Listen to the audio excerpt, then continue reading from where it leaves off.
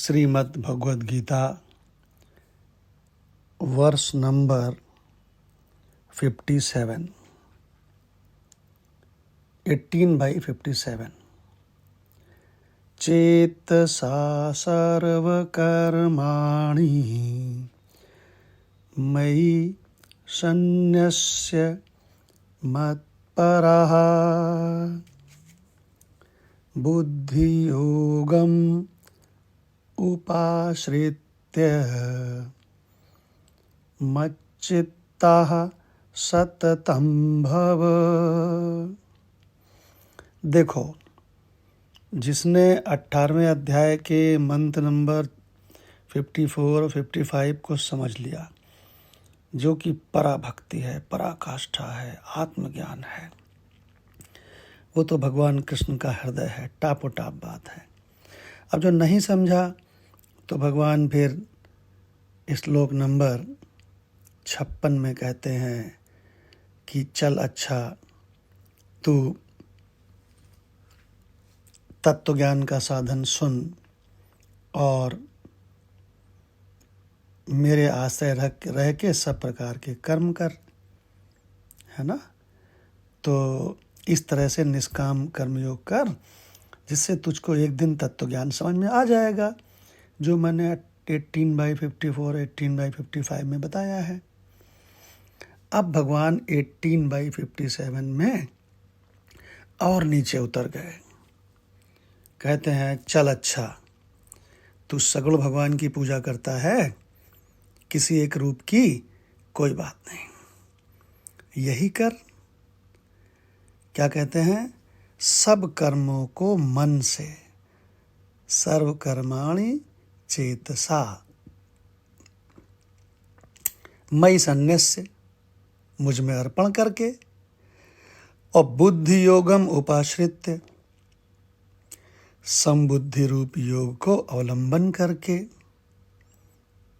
मत परः, मेरे परायण, सततम मत चित्तः भव, निरंतर मुझ में चित्त वाला हो।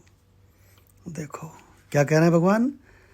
कह रहे हैं देखो, सब कर्मों को चित्त से मुझे अर्पण करके, है ना, और बुद्धि योग और समझ का आश्रय लिए रहना, मुझ में लगातार चित्त लगा के रखो, है ना। अगर तुम भक्त हो तो सब में भगवान देखो, है ना।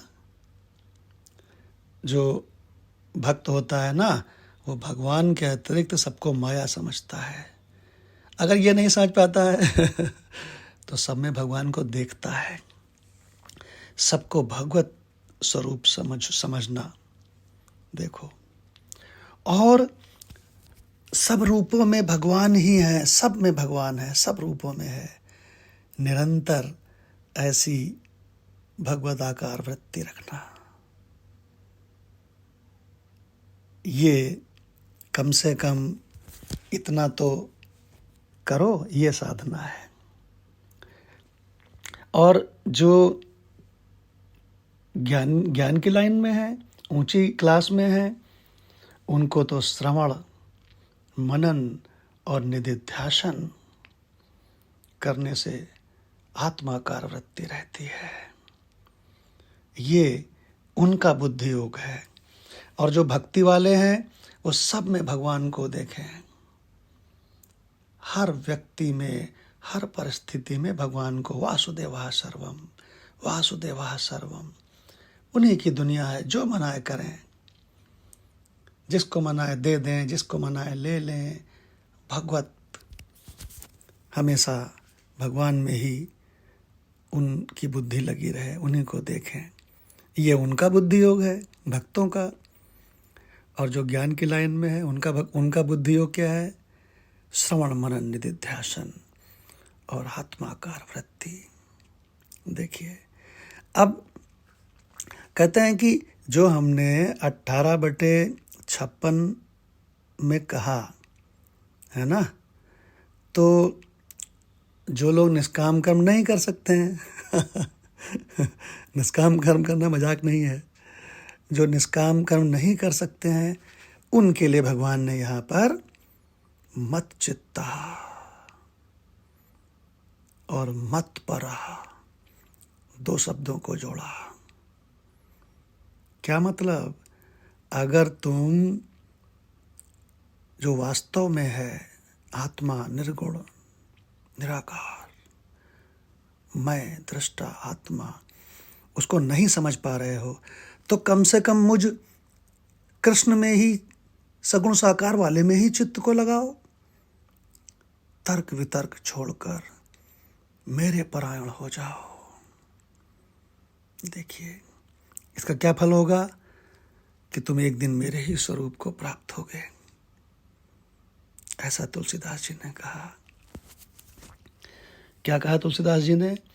मम दर्शन फल परम अनुपा। किसी ने कहा रामचरितमानस की सबसे बढ़िया चौपाई कौन सी है? तो हमने कहा सबसे बढ़िया चौपाई है जब मम दर्शन होता है। अरे वाह, मैं आत्मा हूँ, आधार हूँ, और ये सब मेरी ही छायाएं हैं, जीव जगत ईश्वर। अरे गजब रे गजब। मम दर्शन फल परम अनुपा, जीव पाय निज सहज स्वरूपा। देखिए, तो देखो, मम दर्शन तक पहुंचना है, आत्मा के दर्शन तक पहुंचना है, क्योंकि आत्मा ही परमात्मा है, वो पहले से ही है। अब उसके लिए जहाँ से भी साधना शुरू कर सकते हो वहीं से करो, हाथों पैरों से करो, सबसे नीचे वाली साधना। इंद्रियां सबसे नीचे है ना, इससे ऊपर की साधना क्या है? जो बुद्धि से की जाती है। इसके ऊपर की साधना जो मन से की जाती है ना, जैसे जप वप करते हैं ना मन से। इससे भी ऊपर की साधना बुद्धि से की जाती है, समझना है, विवेक, देखिए विजडम। और उसके भी ऊपर की साधना जो अपने स्वरूप की ओर दृष्टि रख करके मस्त रहना।